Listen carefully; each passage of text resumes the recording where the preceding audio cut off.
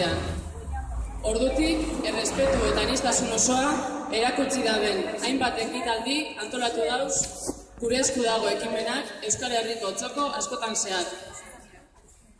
Ibarrangelun, udalerri eta alderdi ezberdinetako kideek parte hartu eben gure esku dagoko bi berbalditan egonda gero.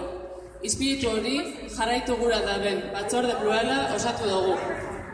2017 urtean, zehar Euskal Herriaren erabakitze eskubidearen alde egingo diran ekimen eta galdeketa ezberdinari gure babesa emoteko asmoz.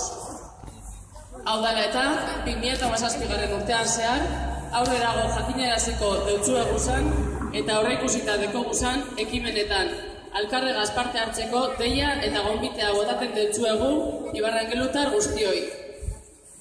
Ibarrangelun jasotzen dan parte hartze eta giza babes horrek erakutsiko deuzku erabakitzeoko egunerako bidea egiterik eta indar nahikori dekogun.